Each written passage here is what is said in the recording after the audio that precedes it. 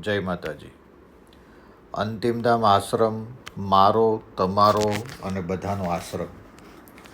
અને અંતિમધામ આશ્રમ એક માની નિશ્રા હેઠળ આ ચાલી રહ્યો છે, જેમાં મુખ્યત્વે ગૌ સેવા આપણો મુખ્ય વિષય છે. આ એક જ્ઞાનનો જે અગ્નિ પ્રજ્વલિત થયો અને જે જ્યોત સ્વરૂપે આપણને પ્રાપ્ત થયો તે થયો અંતિમધામ આશ્રમ.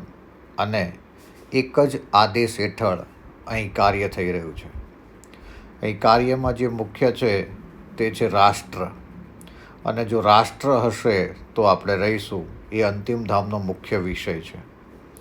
અને એટલે જ જ્યારે પણ મારે કંઈ કહેવાનું થાય તો હું તમને એક જ વાત કહીશ કે પ્રકૃતિ અને પક્ષીઓ બચશે તો આપણે બચીશું.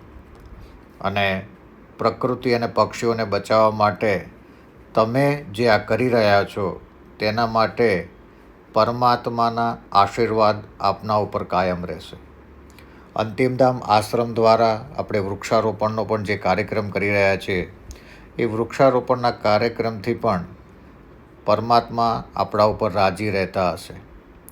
પણ આ બધું થઈ રહ્યું છે અંતિમધામ ચેરિટેબલ ટ્રસ્ટના એક નેજા હેઠળ, એની છત્રછાયા હેઠળ. એટલે કે અંતિમધામ આશ્રમની જે જ્યોત પ્રજ્વલિત છે, એ જ્યોત પ્રજ્વલિત ત્યારે રહે કે જો એની અંદર ઘી હોય. અને ઘી આપણે બધાએ જોડે રહીને પૂરવાનું છે. જો એ ઘી આપણે પૂરીશું તો આ સેવાનો અગ્નિ છે એ પ્રજ્વલિત રહેશે. અને આપણી નેક્સ્ટ જનરેશન માટે પણ છે, નવી પેઢી માટે પણ છે, જેના માટે આપણે આ બધું કરી રહ્યા છીએ. અને આ જે દીપક પ્રજ્વલિત છે, એ દીપક પ્રજ્વલિતની પ્રકાશ અનંત સુધી પહોંચે એવી આપણે પ્રાર્થના કરીએ છીએ. અંતિમધામ આશ્રમ દ્વારા આપણે એક રક્ત સેમિનાર શિબિર પણ કરીએ છીએ, જે થેલેસેમિયાના બાળકો માટે રક્તદાન શિબિર હોય છે. અને એમાં અંતિમધામ આશ્રમ દ્વારા આપણે જે પણ રક્ત અર્પણ કરીએ છીએ તે થેલેસેમિયાના બાળકોને જાય છે. તેમાં આપણી સાથે રેડ ક્રોસ સોસાયટી સંલગ્ન છે અને એ રેડ ક્રોસથી આપણે આ સેવા કરી રહ્યા છીએ. અંતિમધામ આશ્રમ જૂનાગઢ અને અંતિમધામ આશ્રમ ગણપતપુરા અને બાપુ કૃપા માયાથી લઈને કાયા સુધી અદ્ભુત વ્યક્તિત્વને આમંત્રણ આપે છે. અને એ સંતોના આશીર્વાદ પણ આપણને માઇક્રો ફ્રિકવન્સીમાં પ્રાપ્ત થતા રહે છે.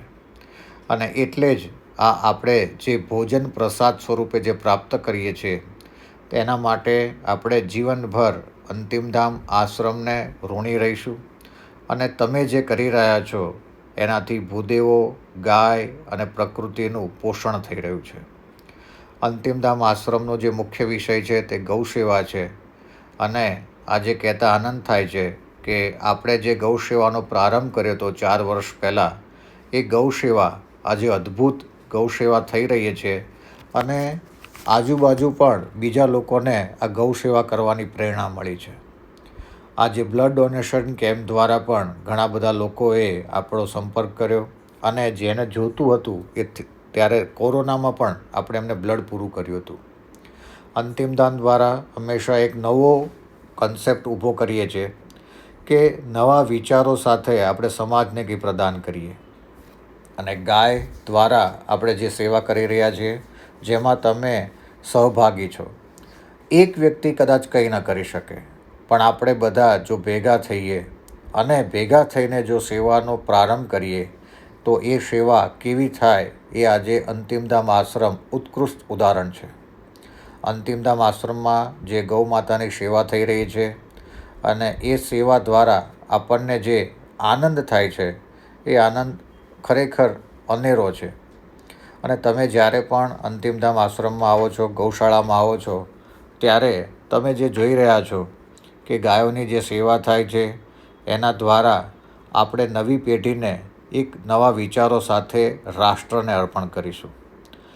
ગણપતપુરાના બાળકોને પણ જે આપણે અલગ અલગ રીતે મંત્ર દ્વારા જે કરાવીએ છીએ એ નવી પેઢીનું સિંચન છે. અને આ બધું ત્યારે જ થઈ રહ્યું છે કે અંતિમધામ ચેરિટેબલ ટ્રસ્ટને આર્થિક સહયોગ તમે આપી રહ્યા છો. એટલે જે બાળકો છે એની પણ તમારી સેવા ત્યાં સુધી પહોંચી રહી છે. આ બાળકોના મોઢા ઉપર જે હાસ્ય છે આ બાળકો જે ખુશી ખુશી આશ્રમની અંદર આવી રહ્યા છે એનો શ્રેય પણ આપને જાય છે. કારણ કે ઘણા એવા આશ્રમો છે કે જ્યાં માત્ર પ્રકૃતિની બદલે પથ્થરની પૂજા થાય, પણ આપણે તો આ જીવતા બાળકોની અંદર પરમાત્માના દર્શન કર્યા છે અને આ જીવતા બાળકોને હવે એમના ખભા ઉપર રાષ્ટ્રનો ભાર આપણે અર્પણ કરીશું. અને હવે જે આ બાળકો તૈયાર થાય એ આપણું ભવિષ્ય રહેશે. અને દરેક બાળકની અંદર જે એક ઉર્જા છે એ ખરેખર અલગ મને તો જોવા મળે છે. આવતીકાલથી એપ્રિલ મહિનાની 1 તારીખે અંતિમધામ ચેરિટેબલ ટ્રસ્ટમાં તમે હંમેશા ચેક આપો છો. આ વખતે સરકારના કોઈ નિયમોના કારણે તમારે પાન નંબર આપવો ફરજિયાત છે. એટલે કે તમે જ્યારે RTGS કે NEFT કરતા હોય કે મોબાઈલથી ટ્રાન્સફર કરતા હોય તો તમારી એમાઉન્ટ, નામ, મોબાઈલ નંબર અને પાન કાર્ડની ડિટેલ અમને અવશ્ય મોકલાવજો, જેના કારણે આપણે કોઈ એકાઉન્ટમાં પ્રોબ્લેમ ન થાય. અને આ વિનંતી હું જે કરી રહ્યો છું તે અંતિમધામ આશ્રમ વતી અંતિમધામ આશ્રમ પરિવારને કરી રહ્યો છું. અસ્તુ વંદે ગૌ માતરમ. વિરલ બાપુ, મોજ.